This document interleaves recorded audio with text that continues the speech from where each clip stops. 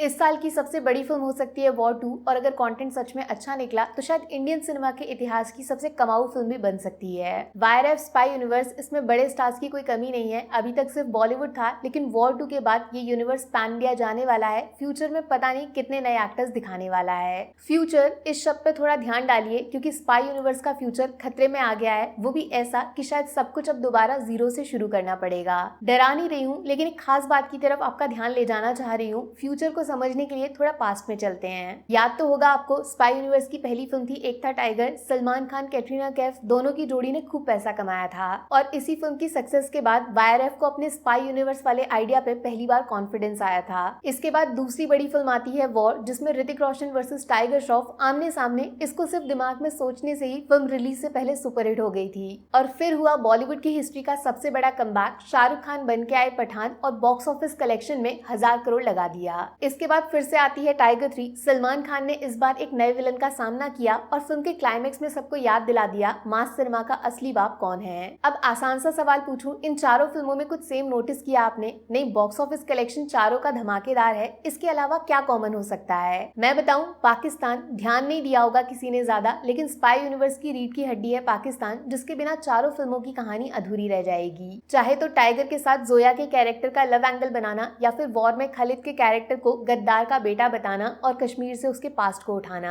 Even Pathan में भी फिर से यही हुआ। दीपिका के कैरेक्टर को शरीफ पाकिस्तानी बताया, जिसका बदला पठान ने पूरा कराया। और फिर से टाइगर 3 में वही कहानी रिपीट होती है, जब एक इंडियन एजेंट ने पाकिस्तान जाके उनके प्राइम मिनिस्टर को खुद उनकी पाकिस्तान आर्मी से जिंदा बचाया। और अब इस बात को सुन के थोड़ा टेंशन हो सकता है, क्योंकि शायद ये बात कंफर्म तो नहीं है, लेकिन वॉर 2 में एनटीआर वाला कैरेक्टर भी पाकिस्तान से किसी तरह कनेक्टेड हो सकता है। इवन जो इसके बाद स्पाई यूनिवर्स की अगली फिल्म आ रही है अल्फा, जिसमें आलिया भट्ट और शर्वरी एक साथ आएंगी, वो भी किसी तरीके से पाकिस्तान से जोड़ी जाएंगी और शायद इसीलिए फिल्म की शूटिंग कश्मीर में भी हुई है। इन बातों में कितना सच है कितना झूठ, वो तो फिल्म आते ही पता चल जाएगा। लेकिन क्या लगता है आपको, इतनी आसानी से पाकिस्तान से जोड़कर स्पाई यूनिवर्स अब कितना लंबा चल जाएगा? पहले की बात अलग थी, जब लोग सिनेमा को एज सिनेमा देख रहे थे, लेकिन अब बात देश की हो रही है और इतनी आसानी से इन सब कैरेक्टर्स को दोबारा स्क्रीन पे वापस लेके आना बिल्कुल आसान नहीं होगा। ऑलरेडी काफी लोग सवाल उठा रहे हैं, इतने बड़े बड़े एक्टर्स पाकिस्तान को लेकर क्यों कुछ बोल नहीं पा रहे हैं? क्या देश से ज्यादा बड़ा है धंधा? नुकसान की वजह से आवाज निकालने में डर है लगता। पक्की बात है, चाहे स्पाई यूनिवर्स हो या फिर कोई और सिनेमा, लोगों को मंजूर नहीं होगा अगर ऐसे कैरेक्टर्स का इस्तेमाल आने वाली फिल्मों में किसी भी तरीके से दोबारा होगा।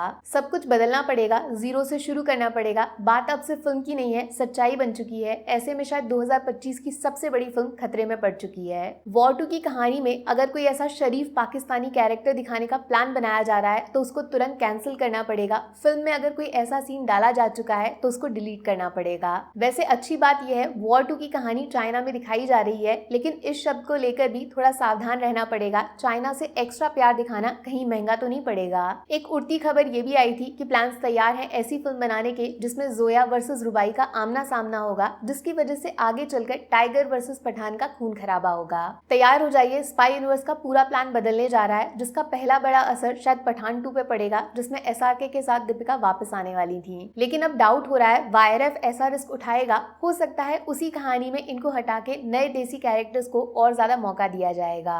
पाकिस्तान पे फिल्म बनाना अलग बात है, लेकिन पाकिस्तान को लेकर फिल्म बनाना शायद अब बेवकूफी होगी। पुरानी नासमझी माफ, लेकिन नई गलती अब पब्लिक को बर्दाश्त नहीं होगी। अगर आपको मौका मिल जाए किस तरीके से इस यूनिवर्स को आगे बढ़ाया जाए, तो वो क्या होगी एक एडवाइस जो आप फिल्म मेकर्स को देना चाहोगे? नीचे लिख के जरूर बताना। Take care, bye bye.